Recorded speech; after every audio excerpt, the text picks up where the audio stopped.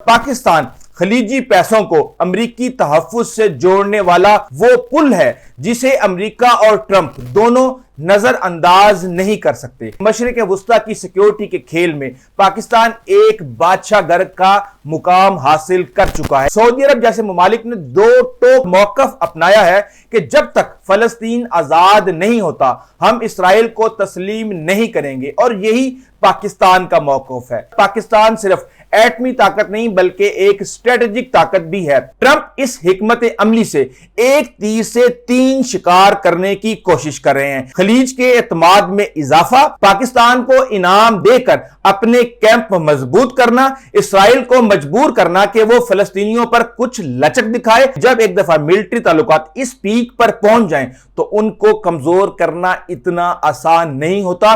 बिस्मिल्लाहिर्रहमानिर्रहीम, अस्सलाम वालेकुम नाज़रीन, उम्मीद है आप सब लोग खैरियत से होंगे। ट्रंप इसराइल और पाकिस्तान मिडल ईस्ट के साथ मिलकर एक नई गेम की शुरुआत करने जा रहा है। ये गेम क्या है, इसके लिए हमें 2017 से 2025 की एक छोटी सी टाइमलाइन के ऊपर नजर डालने की जरूरत है। 2017 ट्रंप सदर बनते हैं, वादा करते हैं कि मशरिक वस्ता के अंदर अमन लाया जाएगा। उसके बाद फिर ऐलान होता है अब्राहम अकॉर्ड का, और उसके बाद 2020 में अब्राहम अकॉर्ड साइन किया जाता है जिसमें इसराइल, यूएई और बहरीन हिस्सा लेते हैं। लेकिन सऊदी अरब इसका हिस्सा बनने से इनकार कर देता है, और इसके साथ ही पाकिस्तान भी इसराइल को तस्लीम करने से इनकार कर देता है। अगले ही साल 2021 में खित्ते के अंदर एक बड़ी तब्दीली आती है जिसके अंदर तालिबान वापस आ जाते हैं और अमेरिका इस खित्ते से वापस चला जाता है, जिसके बाद एक बड़ा पावर वैक्यूम हो जाता है। उस पावर वैक्यूम को कवर करने के लिए ईरान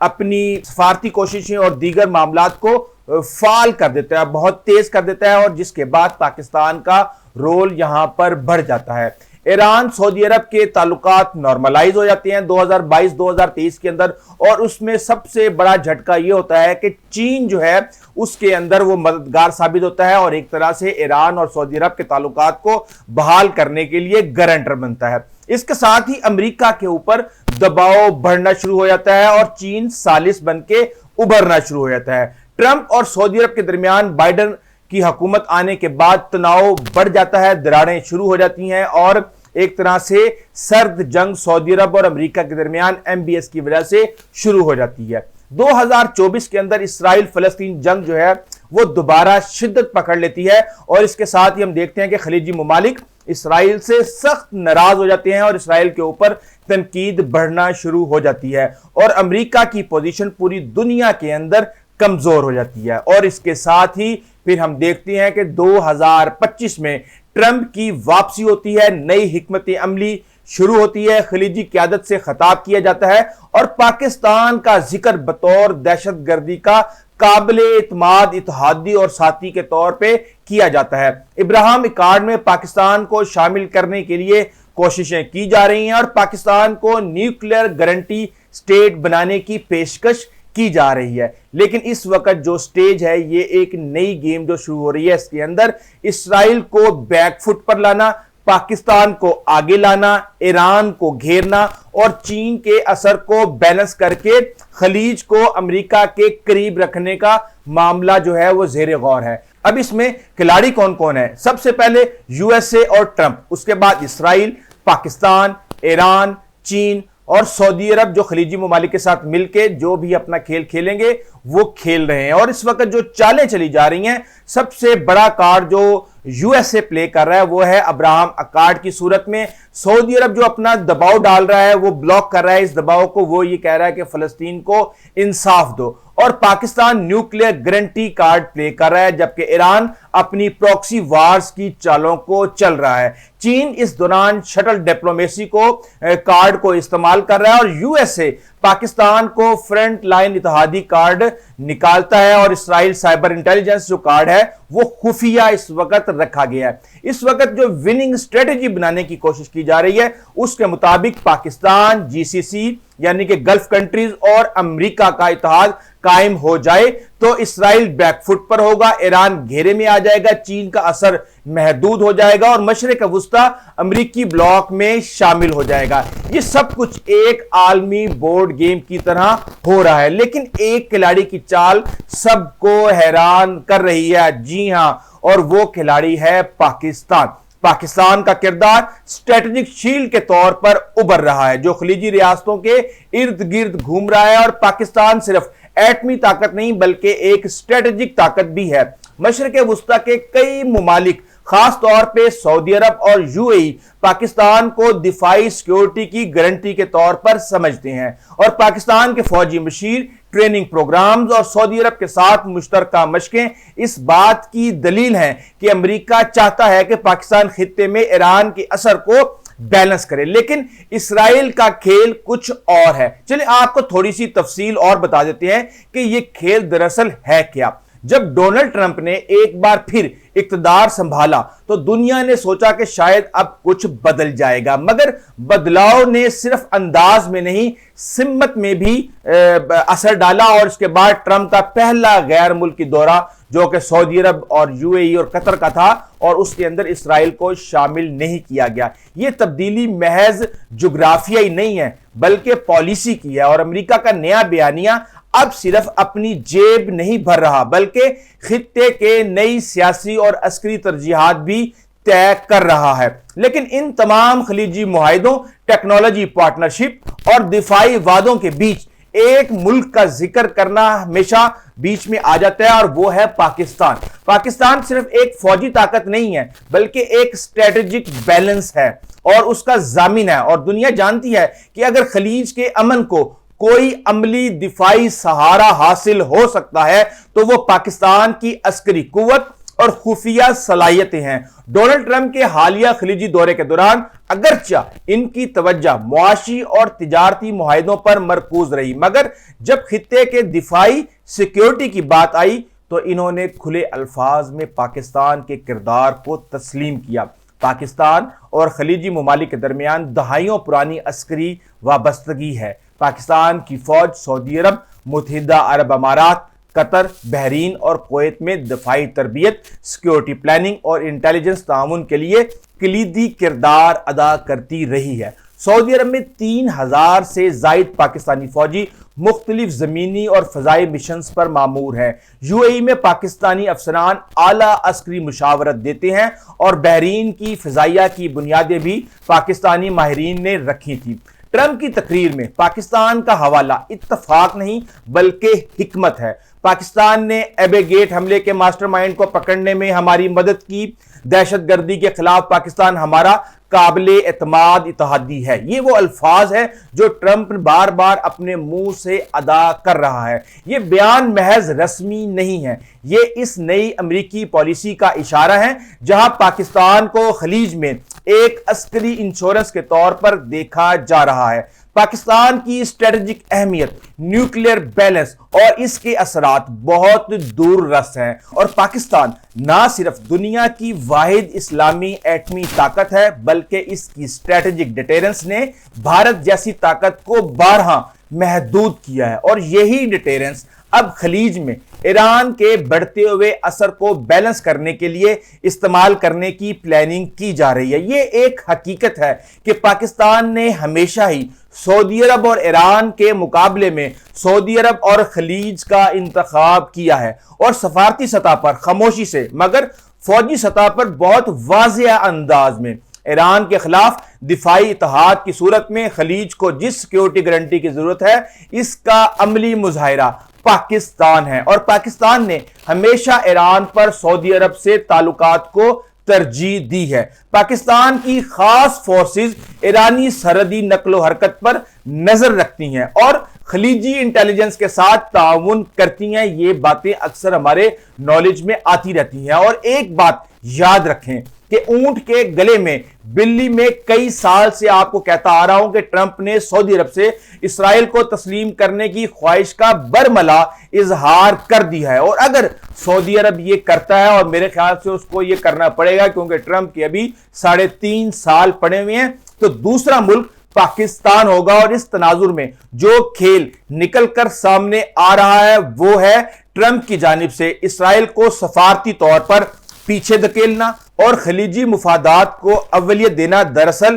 ایران کے خلاف ایک نیا اتحاد ہے جس میں پاکستان کی شمولیت عملی اور لازمی ہے۔ جب محمد بن سلمان نے فلسطین کی آزادی کو ابراہم معاہدے کی شرط بنایا تو پس پردہ جو بات چل رہی تھی وہ یہ تھی کہ اگر اسرائیل نظر انداز ہوتا ہے تو پاکستان کو زیادہ مرکزی کردار دیا جا سکتا ہے اور پاکستان خلیجی پیسوں کو امریکی تحفظ سے جوڑنے والا وہ پل ہے جسے امریکہ اور ٹرمپ دونوں نظر انداز نہیں کر سکتے۔ امریکہ کے لیے پاکستان ایک جنگ زدہ خطے میں قابل اعتماد عسکری شراکت دار بن چکا ہے اور خلیجی ممالک کے لیے پاکستان ایک ایسا دفاعی گارنٹی سسٹم ہے جس نے یمن سے لے کر شام تک ان کی پشت پر ہاتھ رکھا ہوا ہے اور پاکستان کے لیے یہ سب ایک بڑی معاشی اور سفارتی کامیابی بن چکا ہے۔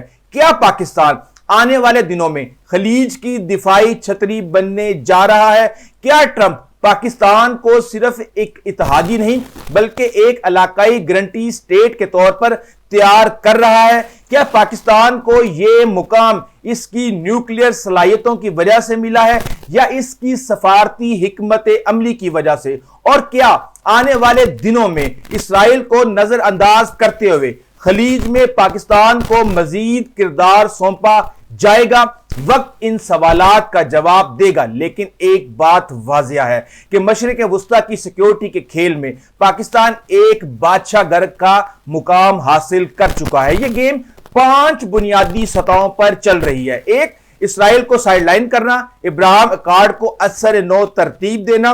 ٹرمپ کی یہ پالیسی رہی ہے کہ خلیجی ممالک اور اسرائیل کے درمیان ابراہم اکارڈ کے ذریعے سفارتی تعلقات بحال کیے جائیں، لیکن سعودی عرب جیسے ممالک نے دو ٹوک موقف اپنایا ہے کہ جب تک فلسطین آزاد نہیں ہوتا ہم اسرائیل کو تسلیم نہیں کریں گے، اور یہی پاکستان کا موقف ہے۔ یہیں سے پاکستان کی اہمیت بڑھتی ہے کیونکہ اسرائیل تو مسلم امہ میں قبول نہیں، مگر پاکستان ایک نیوکلیئر اسلامی طاقت ہے جو خلیجی ممالک کو دفاعی تحفظ بھی دے سکتا ہے اور ایران کو بیلنس بھی کر سکتا ہے۔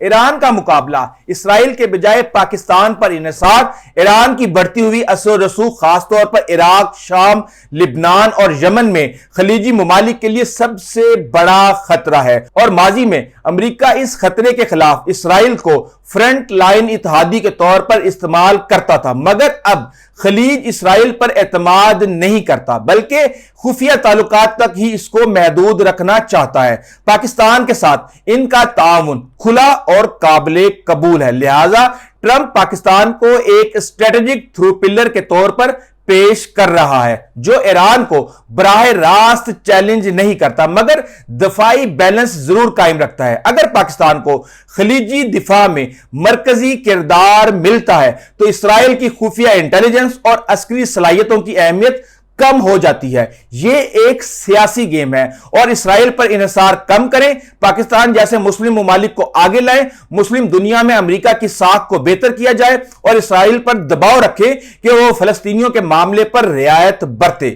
ٹرمپ اس حکمت عملی سے ایک تیر سے 3 شکار کرنے کی کوشش کر رہے ہیں۔ خلیج کے اعتماد میں اضافہ، پاکستان کو انعام دے کر اپنے کیمپ مضبوط کرنا، اسرائیل کو مجبور کرنا کہ وہ فلسطینیوں پر کچھ لچک دکھائے، اور پاکستان کو ایک گارنٹی سٹیٹ کے طور پر لانچ کرنا۔ یہ ٹرمپ کا سب سے خطرناک موو ہو سکتا ہے، اور ایک مسلم نیوکلیئر سٹیٹ جو خطے کے دیگر ممالک کی عسکری حفاظت کرے، خاص طور پر ایران کے خلاف۔ اگر پاکستان کو یہ کردار ملتا ہے تو امریکہ کو خلیج میں مستقل فوج رکھنے کی ضرورت نہیں رہتی۔ اسرائیل کی جگہ پاکستان اسلامک ورلڈ میں ایک سیکیورٹی برانڈ بن جاتا ہے، اور امریکہ پاکستان کے ذریعے ایران کو کنٹرول کر سکتا ہے، براہ راست نہیں، پراکسی کے ذریعے۔ दूसरी तरफ ट्रंप चीन के खिलाफ आलमी सतह पर महाज बना रहे हैं और पाकिस्तान चीन का करीबी इत्तेहादी है, मगर अमेरिका इसे खींचना चाहता है। यह गेम दरअसल दो तरफा है और पाकिस्तान को गल्फ में स्ट्रेटेजिक अहमियत दें ताकि वो अमेरिका की तरफ झुके और चीन के साथ इसकी अस्करी वाबस्तगी को थोड़ा कमजोर किया जाए, क्योंकि अब मौजूदा तनाज़े में भारत और पाकिस्तान के चीन के असले की पूरी दुनिया में गूंज हो चुकी है। और ये आपको बता दूं कि जब एक दफा मिलिट्री ताल्लुकात इस पीक पर पहुंच जाएं तो उनको कमजोर करना इतना आसान नहीं होता, बस उसको पास किया जा सकता है, उसको रिवर्स नहीं किया जा सकता। और जो काम बड़ी तेजी से हो रहा है वो रुकेगा नहीं, मगर ऐसा जरूर हो जाएगा जैसा हमने इमरान खान के दौर में देखा था। यही वजह है कि ट्रंप पाकिस्तान को अहम पैगाम दे रहे हैं कि तुम न्यूक्लियर पावर हो, तुमने अबे गेट के दहशतगर्दों को पकड़ा, तुम हमारी प्रॉक्सी वार्स के काबिले एतमाद इत्तेहादी हो। तो यह सूरत हाल है और इस सूरत हाल के अंदर एक ग्रैंड डील जो है वो उसकी शक्ल उभर कर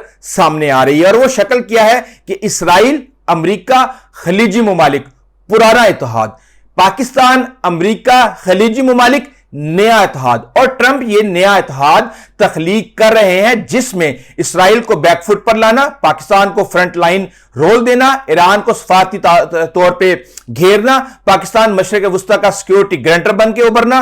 और क्या ट्रंप इसराइल और पाकिस्तान का खलीजी मुमालिक के साथ एक नया सफारती ब्लॉक बनाने जा रहे हैं? आपके ख्याल में इस गेम का अगला खिलाड़ी कौन होगा? और क्या पाकिस्तान, जो अफगान तालिबान के खिलाफ अमेरिका का इत्तेहादी बना जरूर था, लेकिन 10 साल के बाद उसके ऊपर डबल गेम का इल्जाम लगा और उसने किसी भी लिहाज से अफगान तालिबान को वहां पर लेट डाउन नहीं किया और उनको हर तरह से मदद करता रहा। यह एक अलग बात है कि उसके बाद अफगान तालिबान ने हमारे साथ क्या किया। तो इसी तरह ईरान के खिलाफ भी पाकिस्तान कभी भी खुल के सामने नहीं आएगा। वो हमारा हमसाया है, उसके हवाले से पाकिस्तान के अंदर बहुत ज्यादा मजहबी वाबस्तगी भी है और इसमें देखा यह जाएगा कि पाकिस्तान चीजों को किस तरह बैलेंस करके चलने की कोशिश करता है। आपके ख्याल में यह सब कुछ क्या होने जा रहा है? यह एक ऐसी गेम है जिसके बारे में आला सफारती हलकों के अंदर